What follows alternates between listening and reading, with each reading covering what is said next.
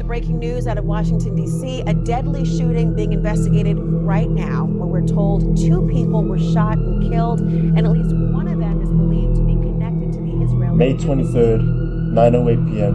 2025. Within the streets of Washington, D.C., a young couple attending a Jewish conference in the Capitol Museum were suddenly gunned down in a quick, horrific attack.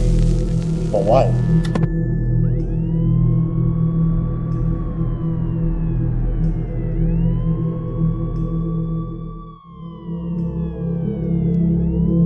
On the 23rd of March, 9:08 p.m. 2025, there was the shooting of 2 embassy staff members, 30-year-old Yaron Leshinsky and 26-year-old Sarah Lynn Milgram. Leshinsky was a researcher in the political department of the Israeli embassy, whilst Milgram worked in organizing US missions to Israel. What's worse is that the 2 of them were also engaged and were to go and get married in Israel the following week.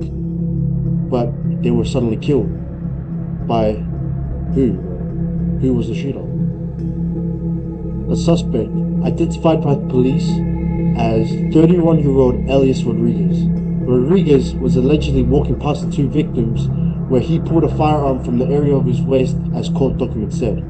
He was captured on video, although I'm not able to display it, was Rodriguez extending both his arms in direction of the 2 victims and began firing multiple rounds in the same time in the back of both of the victims.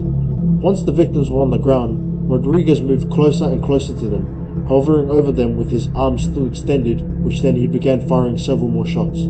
Afterwards, Rodriguez then attempted to enter more into the building where the event was happening, but was then stopped by security. Israeli Foreign Minister Gideon Sa'ar said, "This is the direct result of toxic anti-Semitic incitement against Israel and Jews around the world that has been going on since the October 7th massacre. I have been worried for the past few months that something like this would happen, and it did." A witness who was inside the museum at the time of the event told ABC News before Rodriguez's arrest was that he came to where she was and she offered him some water, which then suddenly he reached into his backpack, pulled out a firearm and said, "I did this for Gaza, free Palestine."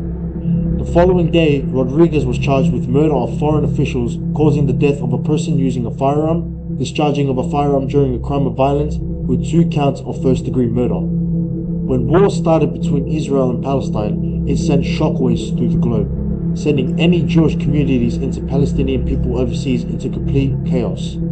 But that's not all. Other people who have been hearing and watching the conflict begin to support Palestine in targeting people with Israeli heritage.